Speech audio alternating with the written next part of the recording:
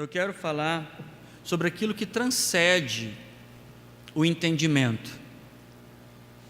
Eu poderia começar perguntando: qual entendimento você tem do amor de Deus? Qual é a compreensão, qual é a clareza, qual é o entendimento real que você tem do amor de Deus? Olha, quando você entende uma coisa, isso muda tudo. Imagina quando você está numa sala de aula, aprendendo uma fórmula matemática, e você não entende.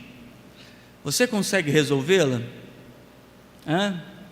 Quando os professores começam, você acha que até maldade deles, juntar números com letras, o que o X está fazendo junto com os números, o que o Y tem a ver, por que eles estão confundindo tanto, aí você não consegue entender, não consegue fazer a fórmula, não consegue chegar ao resultado.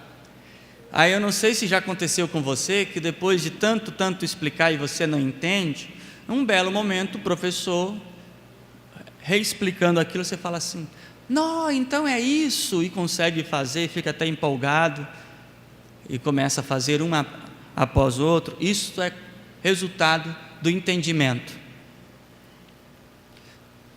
Então é importante saber o que você tem entendido do amor de Cristo, porque é bem possível que se você não está chegando no resultado que o Evangelho precisa te dar, eu tenho total certeza que o problema está na compreensão do amor de Deus.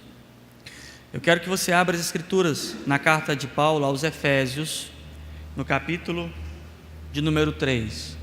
Se alguém tiver uma gota d'água para me dar aí, por favor, que aqui só tem esse pedacinho de negócio aqui, para pôr o copo.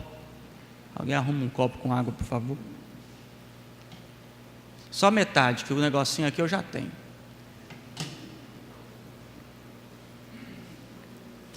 Efésios, capítulo de número 3. A partir do versículo 14 ao 21. Diz assim: por causa disso, me ponho de joelho perante o Pai de nosso Senhor Jesus Cristo, do qual toda a família no céu e na terra tome o nome, para que, segundo as riquezas da sua glória, vos conceda que seja... Obrigado. Voltando ao verso 16: para que, segundo a riqueza de sua glória, vos conceda que seja fortalecidos com poder pelo seu Espírito no homem interior, para que Cristo habite pela fé em vosso coração, a fim de estarmos arraigados e fundados em amor. Podedes perfeitamente compreender com todos os santos qual seja a largura, o comprimento, a altura e a profundidade, e conhecer o amor de Cristo, que excede todo o entendimento, para que sejais cheios de toda a plenitude de Deus. Ora, aquele que é poderoso para fazer muito mais abundantemente, além daquilo que pedimos ou pensamos, segundo o poder que em nós opera. A esse a glória na igreja, por Jesus Cristo, e em todas as gerações, para todo sempre. Amém. Vamos orar?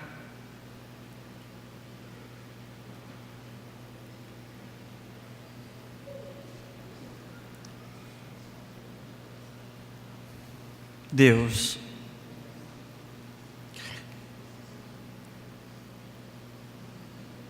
ó Santo e poderoso, quem ousaria não temer o teu santo nome? Ó Deus, diante de ti, diante do teu povo, dos teus santos anjos, eu glorifico o teu nome e confesso a grandeza e a soberania exclusiva do Senhor. Esta manhã, ó Deus, é mais um dia de insistência, em que porfiamos em nos garantir ouvintes atentos da Sua palavra. Pai, esta manhã, ó Deus, eu peço ao Senhor que, como sempre, nos instrua de forma muito clara, mas, ó Deus, eu peço que a Sua instrução venha, ó Deus querido, como um trator removendo tudo em nós que não provém de Sua obra. Deus, gera impacto nesta manhã, na nossa existência, na nossa compreensão, na nossa fé, em tudo que há em nós. Instrua-nos, ó Deus, pelo Teu Espírito, e seremos aperfeiçoados, ajustados, edificados. Tudo quanto o Senhor puder fazer por nós, faça, e lhe seremos gratos. Eu te peço isso, por Jesus Cristo. Amém. Paulo está instruindo aqui na carta, o capítulo 1, capítulo 2, ele descreve a obra da graça. Ele é muito direto sobre a questão da condição de pecado e a questão do efeito da obra da salvação. Ele fala do homem vil, pecador, no capítulo 2, e depois diz, olha, então ele, pela abundância do seu amor, pela riqueza de sua misericórdia, nos salva. E ele conclui, e em nossa tradução coloca até entre parênteses para tornar em ênfase, dizendo assim, olha, é pela graça que você é salvo. E dizemos isso aqui, falamos e pregamos e cantamos que pela graça nós somos salvos. O texto diz que pela graça somos salvos. Eu descrevo a gravidade do pecado, eu falo com vocês sobre a dimensão que era a nossa condenação. Eu tento quase que desenhar isso na sua mente, na sua consciência, para que você entenda que as coisas não são tão simples no que tange, no que compete a dimensão do pecado e o que Cristo faz sobre isso, nos tirando de uma sentença certa, de uma desgraça real. O quanto eu insisto em falar com vocês que, olha, eu e você estávamos no mais absoluto poço, enfurecendo a Deus. Falamos disso quase que uma reza, de tanta insistência sobre isso, e sempre concluindo no mesmo fato, que é pela graça que somos salvos. E tenho certeza que você sabe muito bem que você não é merecedor de salvação. Isto é um dos pontos fundamentais para a nossa salvação. Mas eu acredito que existem pessoas que sabem que não merecem a salvação, e isso também ainda não é o suficiente para que elas participem da salvação. Elas sabem que não merecem a salvação, expressam isso verbalmente, porém não adentram a salvação, porque não entendem a segunda parte disso. Uma coisa é você saber que não merece a salvação, outra é você saber como que esta salvação chega a você.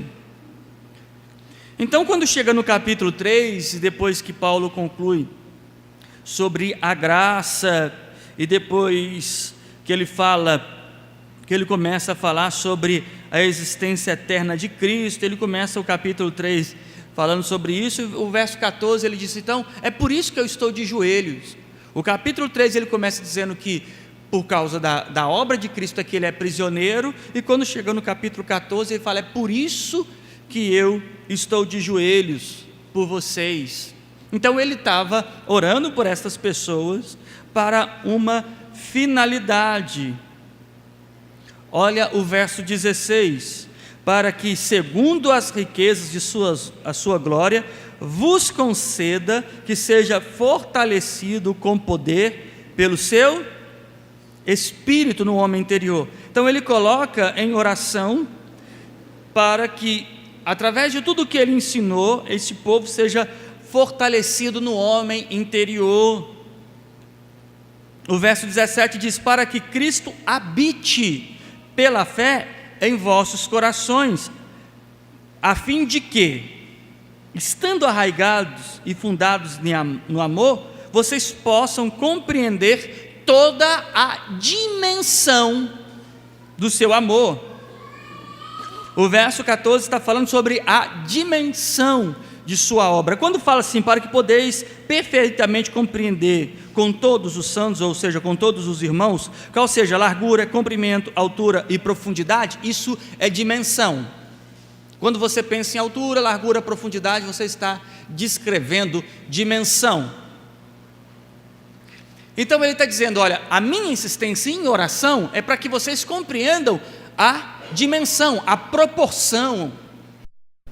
Talvez eu tenha que orar mais, talvez seja necessário que eu ore mais, para que mais gente compreenda a grandeza disso, e não fiquem elogiosos pela a maneira que eu digo, ou as coisas que eu digo, mas se tornem conscientes das coisas que eu digo, que não ficam elogiosos pelas coisas que são ditas aqui, mas que sejam transformadas pelas coisas que são ditas aqui. Ele diz sobre esta proporcionalidade, essa proporção, esta grandeza, para que você possa compreender a largura, a altura, a profundidade. Imagina que você saberia me dizer quantos quilômetros quadrados tem de oceano no mundo? Você saberia me dizer quantos metros quadrados tem o nosso continente? Talvez, se você estuda geografia ou geofísica, você consegue imaginar ou entender essa dimensão? Talvez não. A única coisa que você possa responder quando eu digo assim, qual que é o tamanho do oceano? E você diga assim, olha, é grande, é muito grande. Qual que é o tamanho do continente? Você diga, é grande, é muito grande. Qual que é o tamanho da terra? Aí você diga, é grande. Agora, se você tivesse a oportunidade de percorrer a pé todo o nosso continente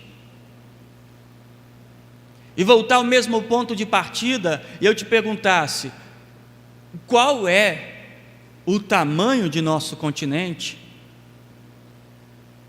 Você não diz assim, ele é grande. Você fala assim, cara, você ia pegar uns 15, 20 pares de tênis já sem solado, esse é o tamanho do continente. Você ia falar isso talvez em dias, semanas, meses, ou até mesmo em anos. Você ia ter um conhecimento prático sobre essa dimensão, e não era uma régua sobre o mapa mundi, em você calculando a proporção pelo desenho. Há uma diferença na reação íntima, pessoal, de alguém que sabe o tamanho do continente pela régua sobre o mapa mundi, e do indivíduo que com os seus próprios pés saiu e percorreu toda a extremidade do país. Então ele está dizendo sobre um conhecimento íntimo de algo grandioso. Ele diz aqui, no verso 18, podeis perfeitamente, podeis o quê? Perfeitamente compreender com todos os santos qual seja a largura, o comprimento e a altura e a profundidade. Isso resultará no que diz o verso 19, e conhecer o quê? O amor de Deus, que faz o quê? Que excede, que transpassa todo o entendimento ou conhecimento. A pergunta é, você conhece o amor de Cristo Você realmente conhece o amor de Deus que resulta no que diz o capítulo de número 2, na obra de uma graça que não merecemos? Este seu conhecimento está baseado em uma régua sobre um desenho escrito e você calculando somente dimensões? E o que esse paralelo significa? Talvez a decoração de textos e você ouvir, talvez incansavelmente, a gente dizer sobre graça, salvação, a dimensão do pecado, o juízo, redenção, a misericórdia, a justificação, o reino eterno, a regeneração, e você observar isso por uma régua. Quantas inúmeras pessoas, incontáveis pessoas, ouviram o Evangelho, ouviram eu falar, às vezes com lágrimas nos olhos, com a boca seca, falar de como Cristo nos salvou, e falar de como Cristo nos remiu, como Ele foi à cruz do Calvário, substituir a nossa dor, ser transpassado, as mãos e os pés, ensanguentado, moído, da forma mais absurda, culpado por algo que não cometeu. Quantas inúmeras pessoas, jovens, crianças, adultos, pessoas que se julgavam maduras, todas elas ouvindo a mesma coisa, mas medindo isso por uma régua sobre um mapa mundi. Esse homem interior é aquele que do coração do homem vem o desejo maligno. É esse homem interior. Ele diz: eu estou me colocando de joelho para que pela fé habite em vossos corações também, a fim de estando arraigados, raiz profunda e fundados em amor. Fundados em amor. Observe comigo o verso 17: para que Cristo habite pela fé no vosso coração, a fim de estarmos o quê? Arraigados. E que mais? Fundados em quê? Em amor. Que amor? O amor do verso 19, que excede todo o entendimento, que vai além do entendimento intelectual. Isso não é uma questão intelectual. As pessoas não entendem a graça porque um tem um QI mais elevado do que o outro. Não é uma questão de QI. A ignorância pautada para não entender a graça é a ignorância do pecado e não a ignorância do intelecto, ao ponto de que lá em Isaías, no capítulo 35, diz que o caminho da salvação, nem os loucos errarão, nem aquele que é subjugado por uma mente incapaz. Ele diz assim: nem os loucos, nem aquele que possa tomar um remédio controlado, que não consiga concluir determinadas coisas da própria vida, ou tem uma dificuldade de cosmovisão do mundo, nem esse vai errar, porque ele não depende de intelecto. O motivo pela qual as pessoas não compreendem a grandeza do amor de Deus, não é por causa do QI, não é uma capacidade de intelecto, é uma questão de pecado.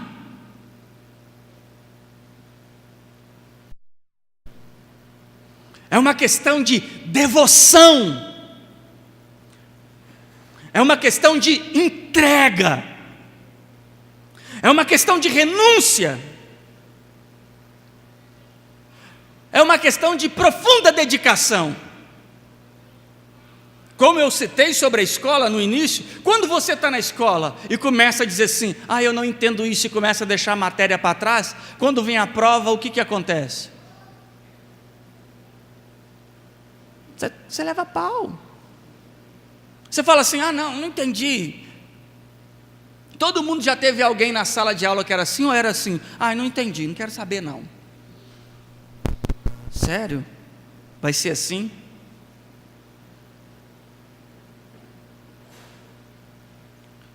Eu escuto pessoas sempre a dizer que não entendeu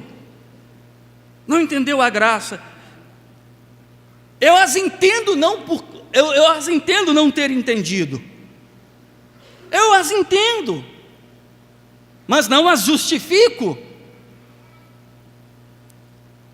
porque eu também já não entendi. Mas existe algo que nos faz entender.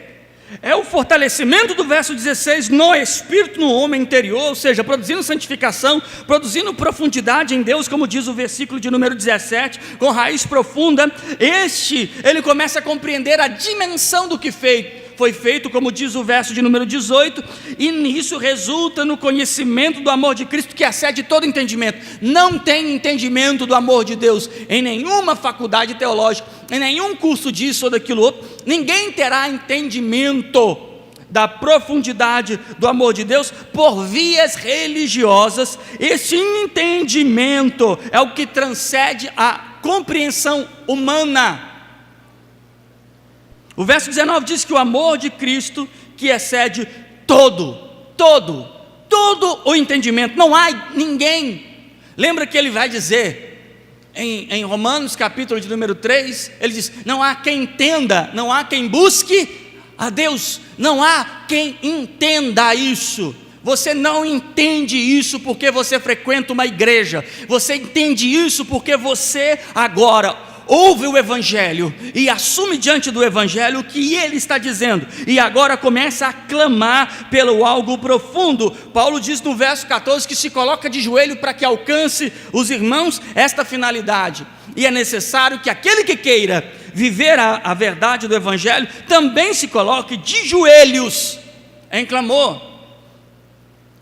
As pessoas estão tratando o Evangelho como uma ciência intelectual. Ele ouviu, entendeu a lógica. Outros ouviram e não entenderam a lógica, passa por cima.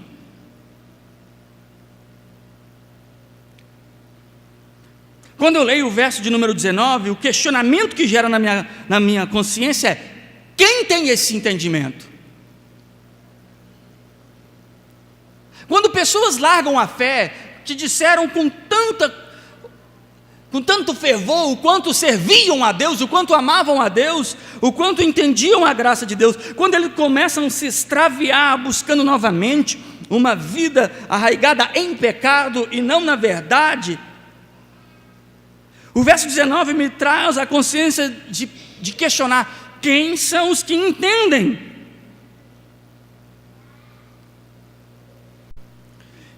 Esse amor transcende a lógica.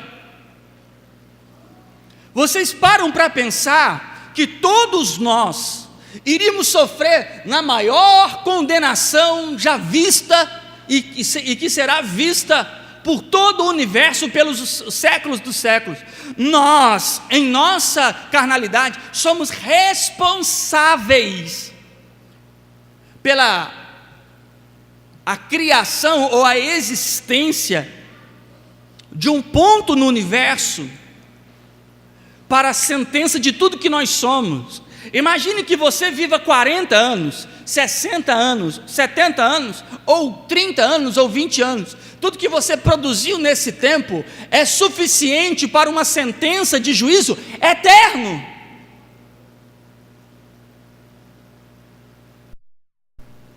E quando Cristo olha isso, como eu já expliquei, para que alguém possa cancelar ou suprir uma dívida eterna, a única forma disso era que o indivíduo que fosse justificar a dívida, pagar a dívida eterna, ele deveria também ser eterno. É por isso que em Isaías vai chamar ele de Pai da eternidade, porque ele, como nosso justificador, necessariamente tem que ser eterno, para que seja proporcional o feito sobre a dívida. Imagine que alguém deve $1 bilhão. Alguém vem cá e fala assim: não vou pagar a sua dívida, e tira R$10. Ele pagará a sua dívida? Fará diferença na sua dívida? Não, ele só perdeu R$10. Você continua tecnicamente com $1 bilhão de dívida. Mesmo se ele tirasse R$100, você tem $1 bilhão de dívida, que você tem que proporcionar isso em real, 3,8 talvez, quase 4 vezes. Assim, Cristo no seu sacrifício, por que Cristo morre na cruz do Calvário? Não é por capricho, não é para mostrar uma aparência. Ele fez isso pois o prejuízo que eu e você causamos, ou talvez que você ainda que não se converteu tem causado para a sua própria vida, só pode ser suprida por alguém que seja tão eterno quanto a ira futura. Só pode ser substituída por isso. O novo nascimento em sermos semelhantes a Cristo não é para parecermos bonzinhos, não. Um monte de Smurf crente. Não é para esse fim. Quando ele diz que temos que ter sua natureza, porque a natureza é eterna, e isso cancela o prejuízo eterno. As pessoas não têm dimensão disso.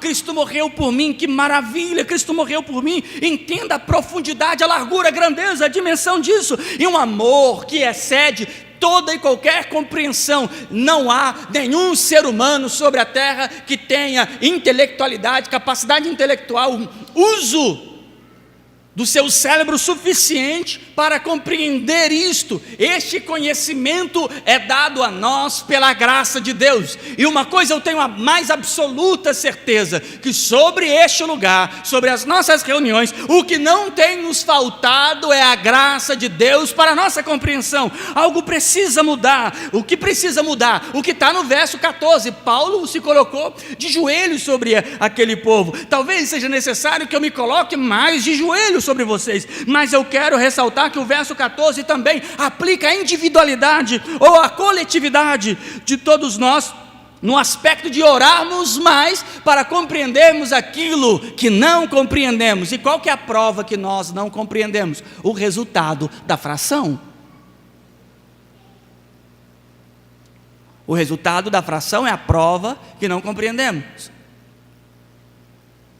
Você sempre vai ver alguém dizendo assim para a professora: não, eu já sei. Vai lá e faz. Professora, está errado. Você não falou que sabia? Eu já sei o que Cristo fez por mim, já sei. Eu estou cansado de ouvir o que Cristo fez por mim, já sei. A prova disso é o resultado da fração. Se você ainda é um homem medíocre, uma mulher medíocre, superficial, rasa ou raso, se você é um cristão em que todos os interesses da sua carne, tudo que você vive é maior do que Cristo fez e a relevância do que Cristo fez, o resultado da fração prova se enquadra no verso 19, que diz que excede todo entendimento. Se esse amor que excede todo entendimento, talvez você esteja falando do amor de Deus baseado no seu entendimento. Entendimento abrange cosmovisão, esse entendimento aqui que é excedido, que é limitado, ele é intelectual, abrange cosmovisão, percepção de mundo, a própria hermenêutica, interpretação de fatos, realidade de vida dessa pessoa. Ela pode cada uma entender o amor de Deus de seu jeito, ou achar que está entendendo, mas quando diz que excede todo o entendimento, a barreira do limite do intelecto humano, agora começa a transcrição do que é realmente o amor de Deus.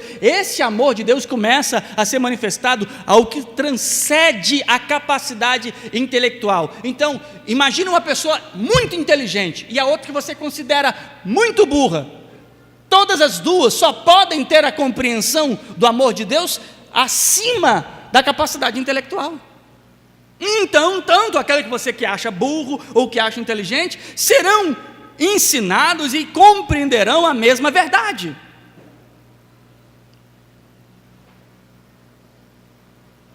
O resultado prova que se você conhece.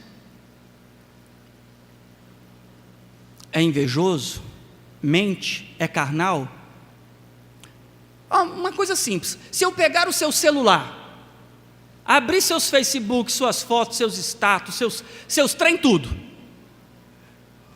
o que eu encontrar também vai revelar se você conhece. O seu vocabulário íntimo com as pessoas, o seu comportamento íntimo. Eu não tenho dúvida que você possa conhecer o amor de Deus, mas não a partir do ponto que excede o entendimento. Porque se eu perguntar para você, a Bíblia diz que Jesus morreu pelos seus pecados, você dirá, ele morreu pelos meus pecados. Se eu fizer uma confissão de fé de batismo com você, sabe, você crê que Jesus morreu pelos seus pecados? Creio. Você crê que ele morreu e ressuscitou o terceiro dia? Creio. Você crê que ele te justificou e te salvará? Creio. As respostas serão diretas e objetivas. Porém, na execução dessa matemática, o resultado não bate. O resultado não bate. O amor de Deus excede o entendimento.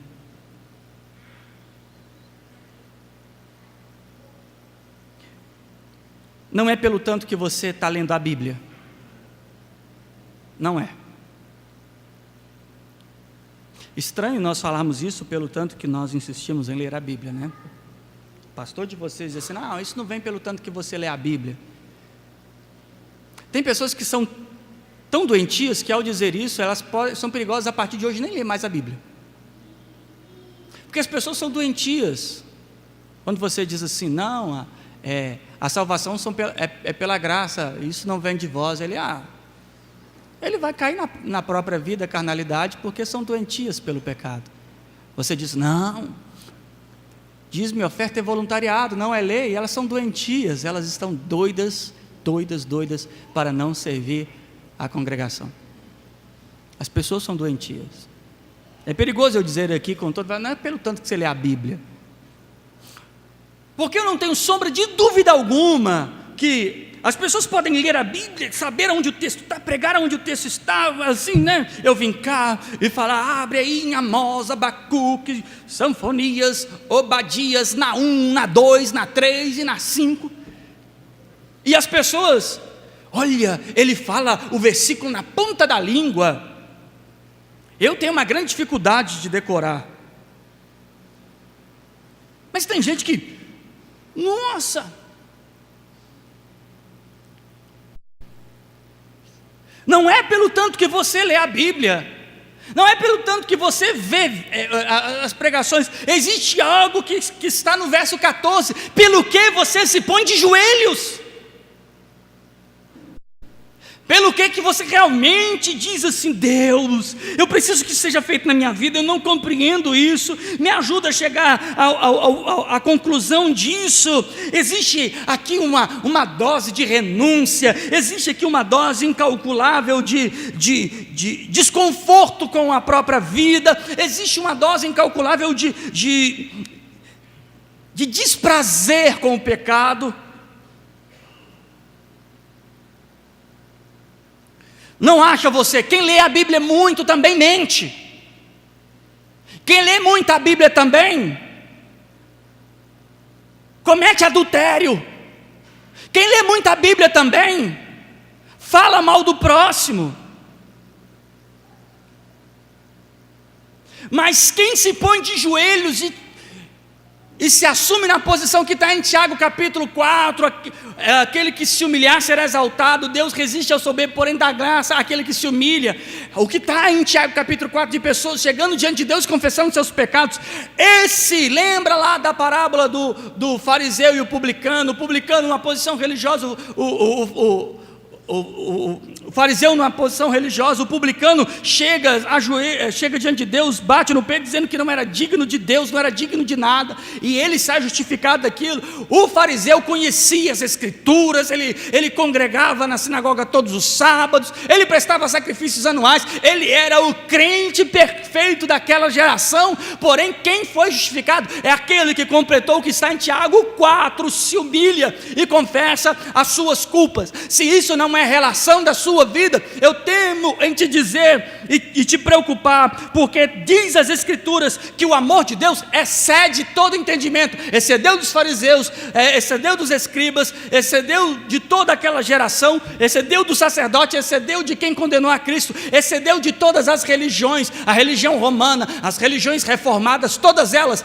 não conseguem passar a atmosfera limite do entendimento humano. É por isso que as teologias se confundem, porque quando chega nesse limite do intelecto, não há compreensão. As pessoas entendem céu errado, as pessoas entendem salvação errado, elas entendem obra errada, elas entendem errado porque estão nesse limite. Agora, quando você transcende isso, vai além disso, através de uma profunda entrega e renúncia de sua própria existência, chegará o seu conhecimento e entendimento, um temor, o seu estremecer será tão grande que você não vai fornicar, você não vai mentir, você não vai se prostituir, você não vai negar a fé, porque algo transcende isso. Observe que é um amor que as pessoas não têm explicação. Não há explicação. Mas Ele nos amou. Se cada um de nós pudéssemos ver a face de nosso Senhor naquela cruz do Calvário, o olhar dele, se cada um de nós pudéssemos estar diante dele, agora, totalmente sem nenhuma beleza, nenhuma formosura, agora, um homem de dor,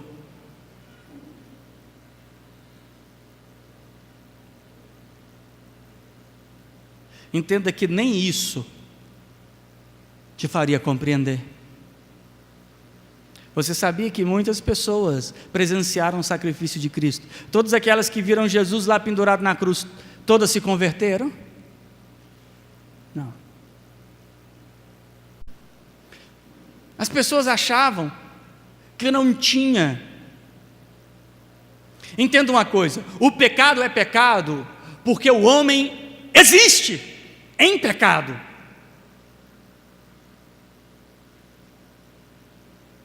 Sodoma e Gomorra, há milhares de anos atrás, sabia muito bem como maquinar pecado. Adultério existe antes da lei. Prostituição não veio pelo WhatsApp, não veio pelas páginas imorais, surgiu antes que a lei existisse. Então não é por esses meios. Se você voltasse no tempo, fosse para uma máquina do tempo, voltasse no tempo de Jesus, isso não te faria entender. Se você assistir Paixão de Cristo 2 vezes ao dia, não te fará entender. O que te fará entender é o verso 14. Por causa disso me ponho de joelhos. Que você não tenha tido o entendimento que transcende o entendimento natural do amor de Cristo, isso eu posso até compreender. O que eu não posso compreender é que você, como um cristão, como alguém que teve um pouco de entendimento, possa se privar de clamar por mais profunda compreensão.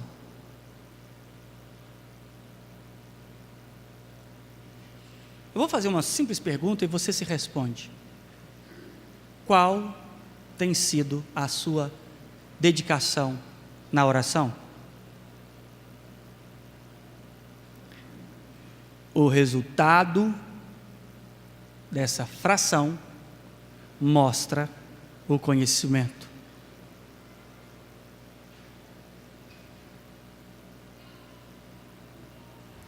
E o que nós temos diante desse cenário? O Filho de Deus que morreu por nós, ressuscita ao 3º dia,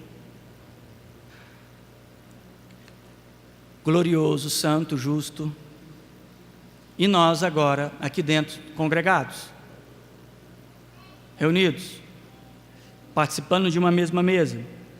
Eu tenho certeza que muitos nem têm entendimento do que essa mesa representa.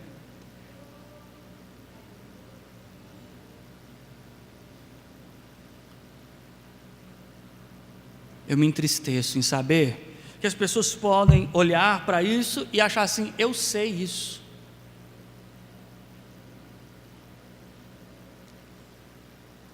Você acha uma justificativa plausível o aluno virar para o professor: não, eu sei essa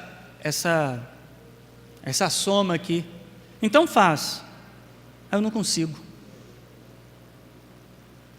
Eu sei, mas não consigo. Mas saber não seria basicamente o fundamento primário para você conseguir? Se a pessoa falar assim: não, é porque eu não tenho mão.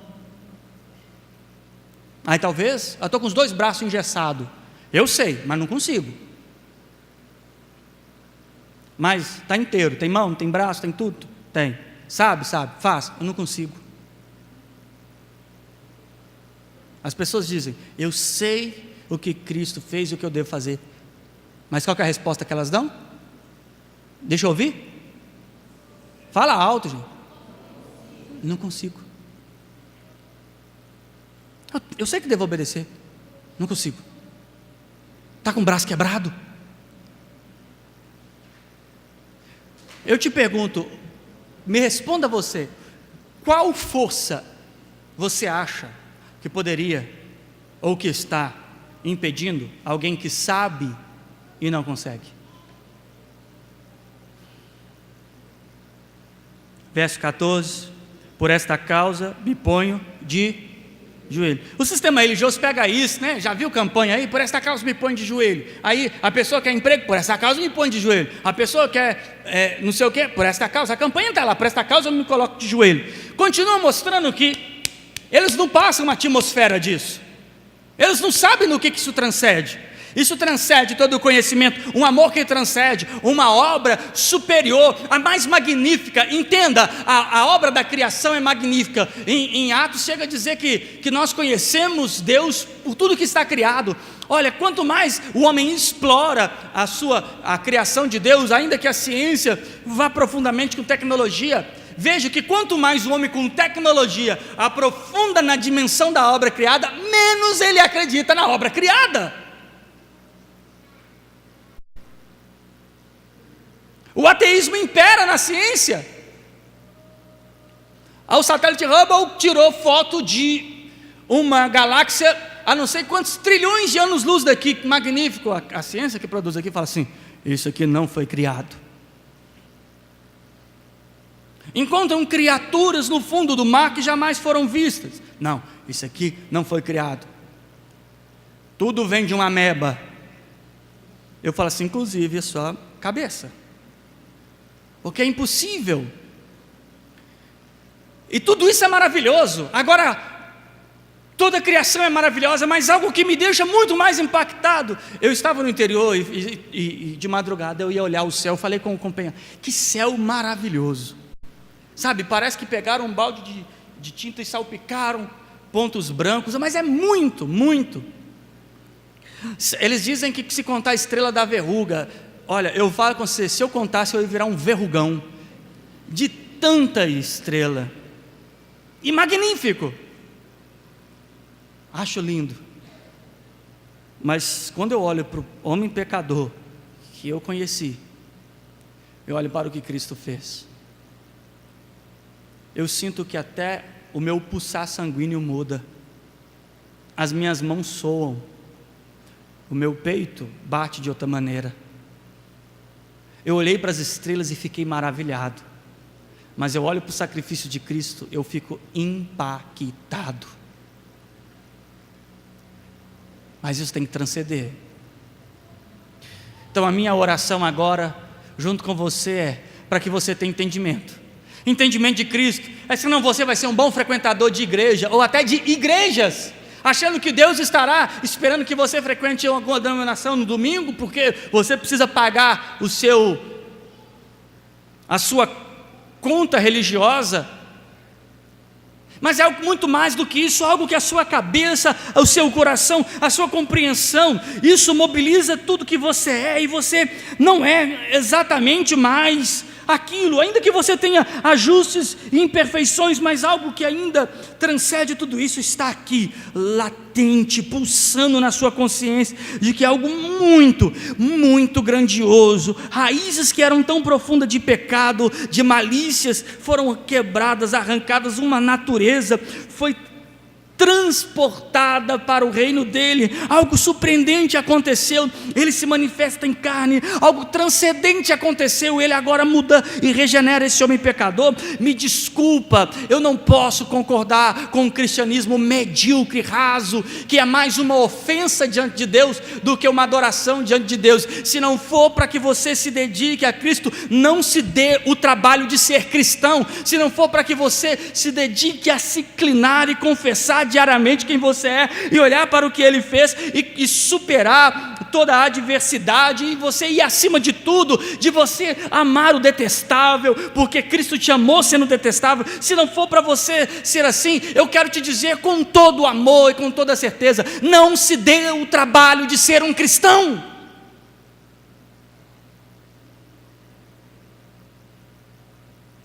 Eu quero concluir com o verso de número 20.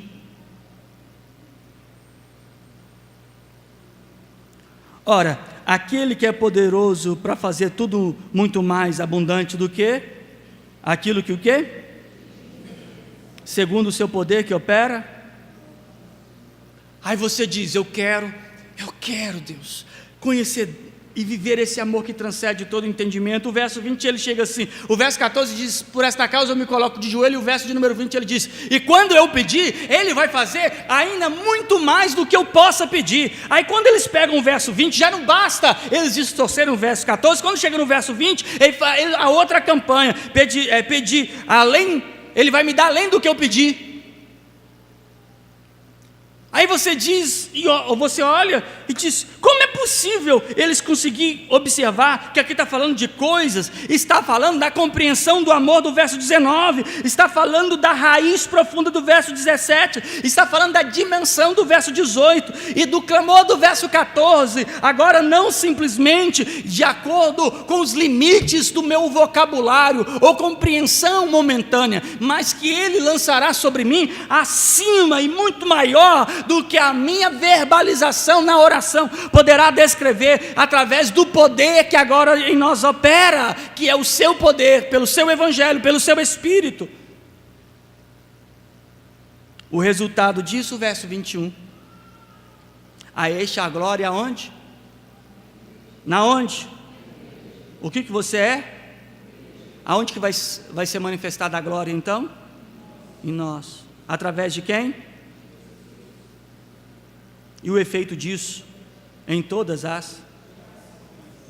E quanto tempo isso vai durar? Pronto. Então eu concluo dizendo,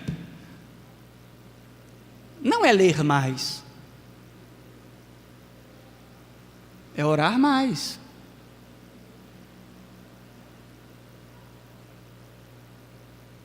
É orar mais.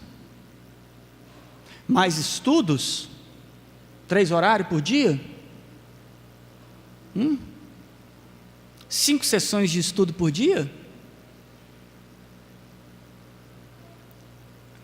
além dos estudos de segunda a domingo, de manhã, de tarde, de noite.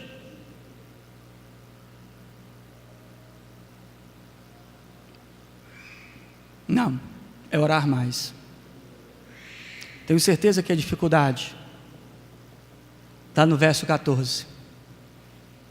Por esta causa me ponho de joelho perante o Pai de nosso Senhor Jesus Cristo.